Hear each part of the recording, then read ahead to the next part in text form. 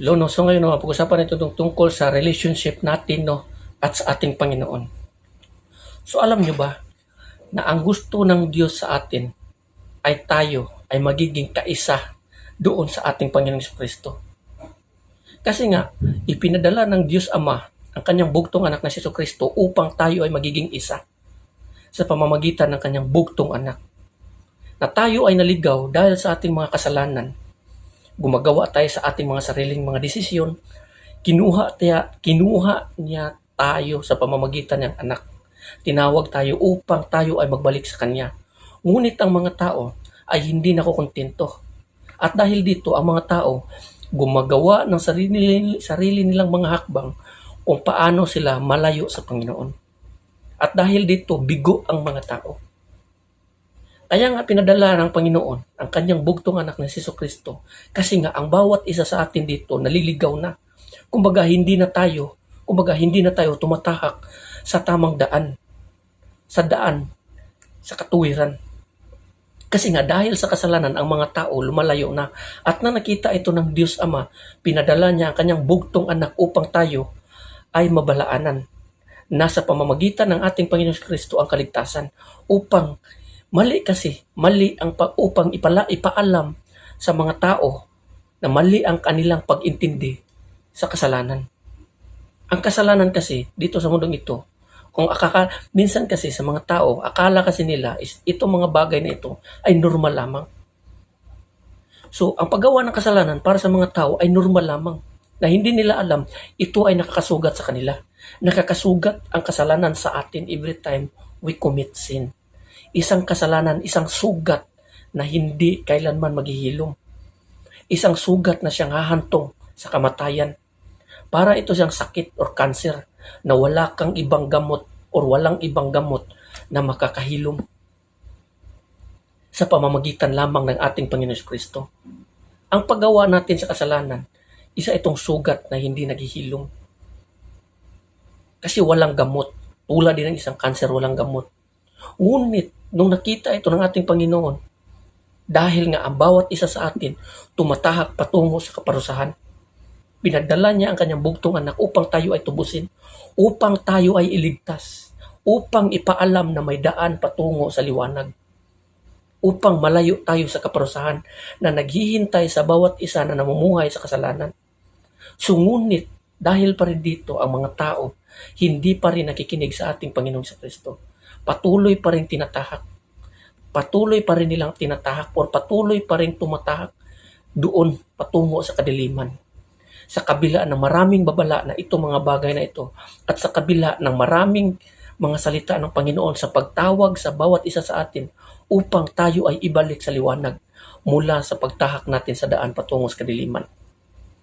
So huwag sana nating patigasin ang ating ulo kasi sinabi dito sa kasulatan, ngayong araw na ito, kung marinig ninyo ang salita ng Panginoon, huwag ninyong patitigasin ang inyong mga puso.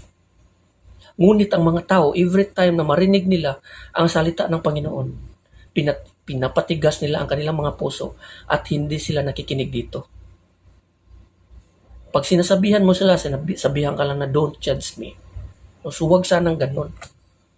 Kasi ang pagtawag sa inyo ay isang friendly reminder, pagmamahal ng isang anak, pagmamahal ng isang ama doon sa kanyang mga anak.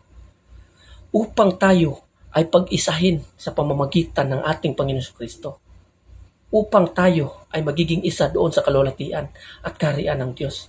Tinubos niya tayo upang malayo sa naghihintay na kadiliman. Itong mga bagay na ito ay hindi ito kinalulugdan ng Panginoon. Hindi niya ikinatuwa kahit isa man lamang na tao na mapapahamak, na bumabagsak sa kaparusahan. Kasi nga tayo ay ginawa niya sa kanyang imahe. Hindi niya ginawa ang impyerno para ang tao. Hindi niya ginawa ang kaparusahan ng impyerno, ang kadiliman para sa tao. Ginawa niya ito para sa mga demonyo at sa kanyang mga anghel. Ngunit dito bumabagsak ang mga tao. Itong mga bagay na ito ay hindi talaga ikinatuwa ng Panginoon dahil nga dito ipinadala niya ang kanyang bugtong anak upang ang lahat na makikinig, maniniwala at sasampalataya at mananalig sa anak, maligtas at makawala sa bitag ng kamatayan. upang magkaroon ng buhay na walang hanggan sa pamamagitan ng ating Panginoon Kristo. Ngunit marami pa rin sa atin dito na patuloy pa rin tumatahak.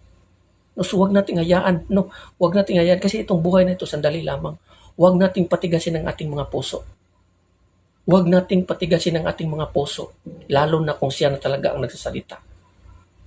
Yung mga salita ng Panginoon, kailangan babalik tayo sa salita ng Panginoon, mamuhay tayo sa salita ng Diyos. Maraming mga tao ang pinadala ng Panginoon, mga preacher, mga pastor, mga evangelist, missionaries. Yung mga hangal na mga tao na nagsasabi, ito na naman sila nangangaral. Yung mga tao na yan na pumipigil o naninira doon sa nangangaral, yan ay mga taong demonik. Taong demonyo na pumipigil at naninira sa mga ipinadala ng Panginoon. Kung makinig kayo doon sa mga taong naninira na yon, kayo at tahak talaga kayo doon sa kaparusahan. Ipinadala ng Panginoon ang kanyang mga ngaral upang malaman ng bawat tao na may kaligtasan sa pamamagitan ng ating Panginoon Kristo. Warning para sa lahat na ang bawat isa na tumatahak sa kadiliman, mapupunta talaga sa kadiliman. Tumatahak sa kasamaan, mapupunta sa kadiliman. Upang ipaalam sa bawat tao na mali ang kanilang pagkaintindi sa kasamaan. Kasi nga, ginawa nilang normal lamang ang paggawa ng kasamaan. At hindi nila iniisip na nagdudulot ito ng kamatayan, kalaglagan. So kung babaliwalain natin ito, doon tayo patungo. So dapat tayo, magpasalamat tayo sa ating Diyos Ama na sa pamamagitan ng ating Panginoong Hesukristo ang buhay na walang hanggan. Ngunit kung tayo ay magiging matigas at hindi makikinig sa Kanya o sa Kanyang mga ngaral, mga ipinadala Niya, at hindi mananalig sa Kanyang anak, at patuloy tayo matigas ang ulo at gagawa pa rin sa patuloy nating hakbang or dati nating gawa, hakbang, at doon tayo sa isang bagay na ayaw nating mapuntahan. So gumising po tayo, no? So sana gumising tayo dito kasi mistulang bangungot pagdating ng panahon. No? So hanggang dito lang, no, yung everyone.